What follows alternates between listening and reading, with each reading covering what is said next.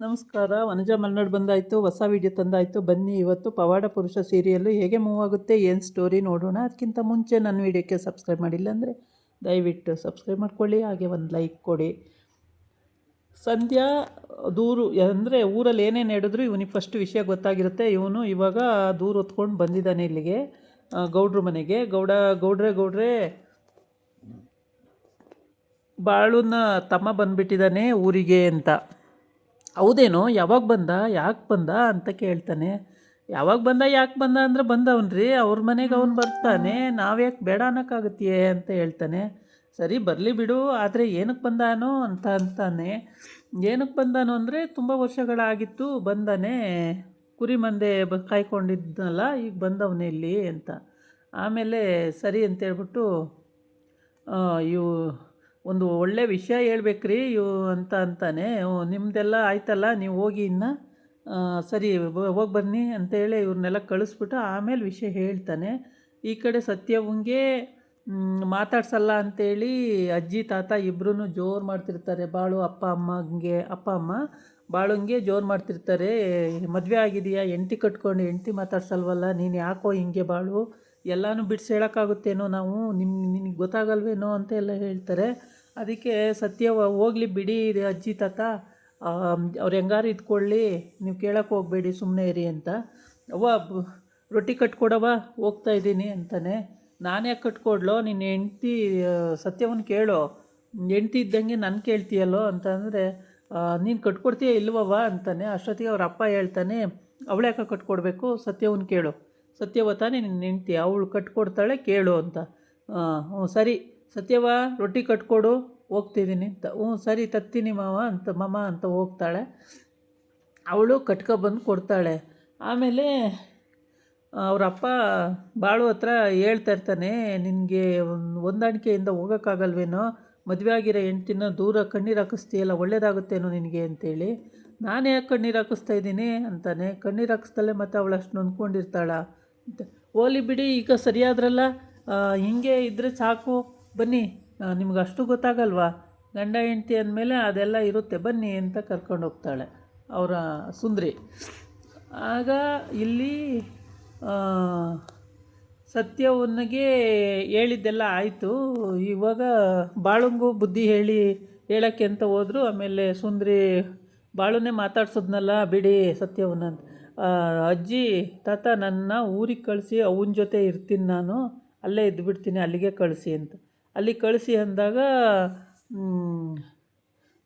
ಅವ್ರ ತಾತ ಅಜ್ಜಿ ಹೇಳ್ತಾರೆ, ಊರಿಗೆ ಯಾಕವ ಹೋಗಬೇಕು, ಮದುವೆ ಆಗಿರೋ ಹೆಣ್ಣು ನೀನು, ನಮ್ಮನೆಯಲ್ಲೇ ಇರಬೇಕು, ನಮ್ಮ ಮಗನ ಮದುವೆ ಆದಮೇಲೆ ನಮ್ಮಲ್ಲೇ ಇರಬೇಕು, ಊರಿಗೆಲ್ಲ ಹೋಗೋಕ್ಕಾಗಲ್ಲ, ಏನೋ ಹೋಗ್ಬೋದು ಬರ್ಬೋದು, ಅಷ್ಟು ಬಿಟ್ಟರೆ ಅಲ್ಲೇ ಹೋಗಿರೋಕ್ಕಾಗಲ್ಲ ಕಣವ, ಸತ್ಯವ ಅರ್ಥ ಮಾಡ್ಕೋ ಅಂತಾನೆ. ಅಲ್ಲ ಅಜ್ಜಿ ತಾತ, ಸುಮ್ಮನೆ ಇಲ್ಲಿ ನಾನೇನು ಮಾಡೋಕ್ಕಾಗುತ್ತೆ, ಇಲ್ಲಿದ್ಕೊಂಡು ಅಲ್ಲಾದರೂ ಅವನ ಜೊತೆಗಾರು ಸಹಾಯ ಮಾಡ್ಕೊಂಡಿರ್ತೀನಿ ಅಂತ. ಅಯ್ಯೋ ಹೋಗೋಕ್ಕಾಗಲ್ಲವ ಹಂಗೆ, ಸರಿ ಇವತ್ತು ಬಾಳು ಹತ್ರ ನಾವು ಮಾತಾಡ್ತೀವಿ ಇರು ಅಂತ. ಬೇಡ, ಏನು ಮಾತಾಡೋಕ್ಕೆ ಹೋಗಬೇಡಿ, ಇಲ್ಲ ಮಾತಾಡ್ತೀವಿ, ಸುಮ್ಮನೆ ಇರು, ನಿಂಗೆ ಗೊತ್ತಾಗಲ್ಲ, ಸುಮ್ಮನೆ ಇರು ಸತ್ಯವ, ನಾವು ಮಾತಾಡ್ತೀವಿ ಅಂತ ಹೇಳ್ತಾರೆ. ಆಮೇಲೆ ಮಾತಾಡೋಕ್ಕೆ ಅವ್ರ ಹತ್ರ ಇರ್ತಾರೆ. ಅಷ್ಟೊತ್ತಿಗೆ ಬಾಳು ಬುತ್ತಿ ರೊಟ್ಟಿ ಕಟ್ಕೊಡ್ತಾಳೆ. ರೊಟ್ಟಿ ತಗೊಂಡು ಮತ್ತೇನು ಮಾತಾಡಲ್ಲ, ಸುಮ್ಮನೆ ಎತ್ಕೊಂಡು ಒಂದು ಕಂಬಳಿನ ಹೆಗಲ ಮೇಲೆ ಹಾಕ್ಕೊಂಡು ಹೊರಟೋಗ್ತಾನೆ. ಸತ್ಯ ನೋಡ್ತಲೇ ಇರ್ತಾಳೆ. ನೋಡಿ ಅಕ್ಕ ನೋಡ್ತಾಳೆ, ಮಾತಾಡಿಸ್ತಾರೇನೋ ಅಂತ ಮಾತಾಡ್ಸಲ್ಲ, ನೋಡ್ತಲೇ ಇರ್ತಾಳೆ. ಅವನ ಪಾಡಿಗೆ ಅವನು ಹೊರಟೋಗ್ತಾನೆ, ಇವಳ ಪಾಡಿಗೆ ಇವಳು ಒಳಗೆ ಹೋಗ್ತಾಳೆ. ಹೀಗೆ ಇವ್ರದ್ದು ಕತೆಗಳು ಈ ಥರ ನಡೀತಾ ಇರುತ್ತೆ. ಆಮೇಲೆ ಅಲ್ಲಿ ಊರ್ಗೌಡಂಗೆ ಮತ್ತೆ ಸಂಧ್ಯಾ ದೂರ ತಗೊಂಡೋಗಿದ್ದಾನೆ. ಏನೋ ಎಲೆಕ್ಷನ್ ಮಾಡ್ತಾರಂತ್ರಿ. ಆ ಎಲೆಕ್ಷನ್ನು ಅಂದರೆ ಓಟ್ ಹಾಕೋದು, ಎಲ್ಲನೂ ಒಟ್ಟಿಗೆ ಕೂಡಿಸಿ ಓಟ್ ಹಾಕೋದಂತ್ರಿ, ಓಟ್ ಹಾಕಿ ಒಬ್ಬ ಗೌಡನ ಮಾಡೋದಂತ್ರಿ ಅಂತ ಹೇಳ್ತಾನೆ. ನಾನಿದ್ದೀನಲ್ವ, ಮತ್ತೆ ಯಾಕೋ ಗೌಡ, ಇನ್ನೊಬ್ಬ ಗೌಡ ಯಾಕೋ ಅಂತಾನೆ. ನೀವು ಹಂಗೆ ಗೌಡ್ರಾಗಿರೋದು, ಅವ್ರು ಎಲೆಕ್ಷನ್ ಹಾಕಿ ಅಂದರೆ ಓಟ್ ಹಾಕಿ ಎಲ್ಲ ಗೆದ್ದಿಸಿ ಒಬ್ಬರನ್ನ ಮಾಡೋದು ರೀ ಗೌಡ್ರು ಅಂತ ಹೇಳ್ತಾನೆ. ಹಂಗೂ ಮಾಡ್ತಾರೇನೋ ಅಂತ. ಹ್ಞೂ ಹಂಗೂ ಮಾಡ್ತಾರೆ. ಈಗ ಅದನ್ನು ಹೆಂಗೋ ತಪ್ಪಿಸೋದು, ಮತ್ತು ತಪ್ಸೋಕ್ಕಾಗಲ್ರಿ, ಹಂಗೆ ಮಾಡೋದು ಅಂತ ಹೇಳ್ತಾನೆ. ಇವಳು ಸತ್ಯವ ಇಲ್ಲಿ ರೊಟ್ಟಿ ತಂದು ಕೊಡ್ತಾಳೆ, ಗಂಟು ಕಟ್ಟಿ. ಆ ರೊಟ್ಟಿ ತೊಗೊಂಡು ಅವ್ನು ಹೊರಟೋಗ್ತಾನೆ. ಅಂದರೆ ಹೊಲಕ್ಕೆ ಹೋಗ್ತಾನೋ ಏನಕ್ಕೋ ಒಟ್ಟಿಗೆ, ಇಲ್ಲ ಕಾಲ ಭೈರವಂಗೆ ಕೊಡೋಕ್ಕೆ ಹೋಗ್ತಾನೋ ಏನೋ ಗೊತ್ತಿಲ್ಲ. ಆದರೆ ರೊಟ್ಟಿ ಕಟ್ಟಿರೋದನ್ನ ಇಸ್ಕೊಂಡು ತಗೊಂಡು ಹೋಗ್ತಾನೆ. ಅಪ್ಪ ಇಲ್ಲಿ ಅವನು ಎಷ್ಟು ಸಲ ಬೈತಾನೆ, ಹೆಂಡ್ತಿ ಕಟ್ಕೊಂಡ್ಮೇಲೆ ಸಂಸಾರ ಮಾಡು ಅಂತ. ಮಾಡ್ತೀನಿ ಅಂತಲೇ ಮಾಡಲ್ಲ ಸಂಸಾರನ. ಇದೇ ಆಗ್ತಾಯಿದೆ ಇವ್ರದ್ದು. ಹೀಗೆ ಇರುವಾಗ ತಮ್ಮ ಅಂದರೆ ಅವನು ಕುರಿ ಮಂದೆ ಇಟ್ಕೊಂಡು ಯಾರು ಅಲ್ಲೆಲ್ಲೋ ಇರ್ತಾನೆ. ತುಂಬ ವರ್ಷಗಳು ಬಂದೇ ಇಲ್ಲ ಈ ಕಡೆಗೆ. ಈ ಸಲ ಮಾತ್ರ ಬಂದವನೇ ತಮ್ಮ, ಬಾಳು ತಮ್ಮ. ನೋಡಿದ ತಕ್ಷಣ ಬಾಳಿಗೂ ಸಂತೋಷ ಆಗೋಯ್ತು, ಮನೆಯವ್ರಿಗೂ ಸಂತೋಷ ಆಗೋಯ್ತು. ಅಕ್ಕನ ನೋಡ್ಕೊಬರ್ತೀನಿ ಅಂದರೆ ಅಕ್ಕನ್ನೇ ಇಲ್ಲಿಗೆ ಕರೀರಿ ಮತ್ತೆ ಅಂತ ಹೇಳ್ತಾನೆ. ಅವಳನ್ನೇ ಇಲ್ಲಿಗೆ ಕರೆಸ್ಕೊಂಡು ಈಗ ನೋಡಬೇಕು. ಇದ್ಬಿಡೋ ಇಲ್ಲೇ, ಮತ್ತೆ ಹೋಗೋದು ಬೇಡ ನೀನು ಅಂತ ಹೇಳ್ತಾರೆ. ಅದಕ್ಕೆ ಇಲ್ಲ ನಾನು ಹಂಗಿರಲ್ಲ, ನನಗೆ ಅಲ್ಲೇ ಚೆನ್ನಾಗಿದೆ, ನಾನು ಅಲ್ಲೇ ಹೋಗಿರ್ತೀನಿ, ಇಲ್ಲಿರಲ್ಲ ಅಂತ ಹೇಳ್ತಾನೆ ಅವನು. ಅದಕ್ಕೆ ಭಾಳ ಹೇಳ್ತಾನೆ, ಬಂದ್ಬಿಟ್ಟಿಯಲ್ಲೋ, ಇಷ್ಟೊಂದು ವರ್ಷಗಳಾಗೋಗಿತ್ತು ತಮ್ಮ, ಆಗಿ ಈಗ ಬಂದಿಯಲ್ಲೋ, ಒಳ್ಳೆ ಸಂತೋಷ ಆಯಿತು ಕಣೋ ಅಂತ ಹೇಳ್ತಾನೆ. ಹೌದು ಬಂದ್ಬಿಟ್ಟೆ, ನೋಡಬೇಕು ಅನ್ನಿಸ್ತು, ಎಲ್ಲರನ್ನೂ ನೋಡ್ಕೋಗೋಣ ಅಂತ ಬಂದೆ. ಗಂಗಕ್ಕ ಹೆಂಗಿದ್ದಾಳು? ಗಂಗಕ್ಕನೂ ಚೆನ್ನಾಗಿದ್ದಾಳೆ. ಭಾವ ಹೋಗ್ಬಿಟ್ರು, ಅಯ್ಯೋ ಭಾವ ಹೋಗ್ಬಿಟ್ರು ಅಂತೇಳಿ ಆಮೇಲೆ ಸುಂದ್ರವ್ವ ಮತ್ತು ಸತ್ಯವ್ವ ಇಬ್ಬರು ಅಳ್ತಾರೆ. ಅಳೋದನ್ನು ನಿಲ್ಲಿಸಿ ಎತ್ಲಾಗಿ ಇನ್ನೇನು ಮಾಡೋಕ್ಕಾಗಲ್ಲ, ಈಗ ಸತ್ತವ್ರು ಎದ್ದು ಬರೋಕ್ಕಾಗಲ್ಲ, ನಿಲ್ಲಿಸ್ಬಿಡಿ ಅಂತ ಹೇಳಿ ಸಮಾಧಾನ ಮಾಡ್ತಾರೆ.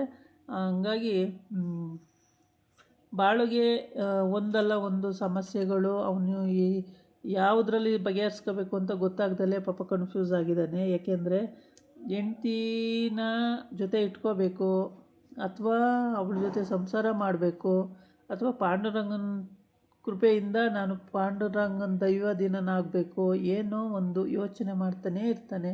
ಅವನಿಗೆ ಯಾವ ಯೋಚನೆಯೂ ಹೊಳಿತಾನೇ ಇರಲ್ಲ. ಫುಲ್ ಕನ್ಫ್ಯೂಸಲ್ಲೇ ಇದ್ದಾನೆ. ಆ್ಯಕ್ಚುಲಿ ಈಗ ಒಂದು ನಿರ್ಧಾರಕ್ಕೆ ಬರ್ತಾನೋ ಏನೋ ಮುಂದೆ ಗೊತ್ತಿಲ್ಲ, ನೋಡಬೇಕು. ಏಕೆಂದರೆ ಈಗ ಆಲ್ರೆಡಿ ಸತ್ಯವೂ ಮದುವೆ ಆಗಿದೆ, ಏನು ಮಾಡೋಕ್ಕಾಗಲ್ಲ, ಮತ್ತೆ ಬಿಟ್ಬಿಡೋಕ್ಕಾಗೋದಿಲ್ಲ. ಮದುವೆ ಆಗೋದ್ರೆ ಆಗೋಯ್ತು.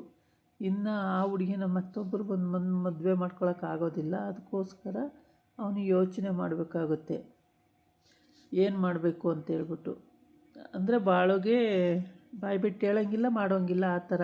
ಇದಾಗಿತ್ತು ಇವತ್ತಿನ ವೀಡಿಯೋ. ನಾಳೆ ಇನ್ನೊಂದು ವೀಡಿಯೋ ಜೊತೆ ಬರ್ತೀನಿ. ನಮಸ್ಕಾರ.